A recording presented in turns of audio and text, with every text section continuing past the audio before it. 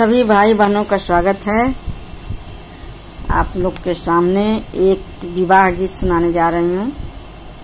अच्छा लगेगा तो वीडियो को लाइक सब्सक्राइब शेयर जरूर करिएगा। कमेंट बॉक्स में बताइएगा हमारा गीत कैसा लगा। अमवा के डरिया से बोलेला सुगनवा रे, बोलेला सुगनवा रे, हम चलब तुहरी बारात रे ललनवा रे, हम चलब तुहरी बारात रे ललनवा।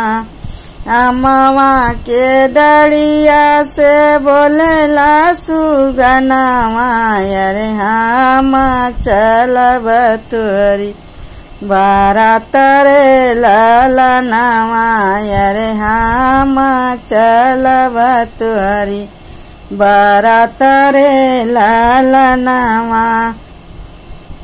सबके हु चली है गाड़िया मोटरवा से, सबके हु चली है गाड़िया मोटरवा से, हम तो आकाश उड़ी चलबो रे ललनवा अरे, हम तो आकाश उड़ी चलबो रे ललनवा।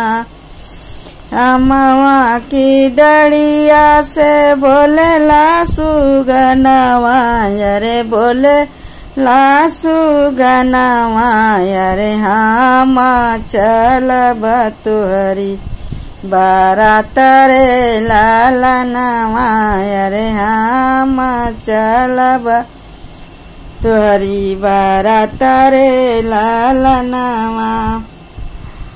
सबके हु खाई है पुड़िया का चौड़ी रे, पुड़ी या का चौड़ी रे, हम आम फल तोड़ी खाबरे ललनवा रे, हम आम फल तोड़ी खाबरे ललनवा।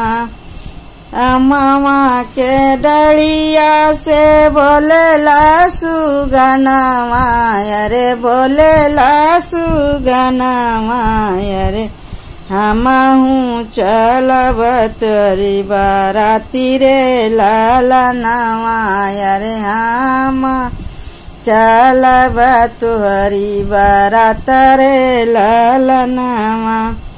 सबके हु सोई है गद्दा गलईचा रे, सबके हु सोई है गद्दा गलईचा रे, हम सोईब कुसको नरिया रे ललनवा रे, हम सोईब कुसकी गो नरिया रे ललनवा।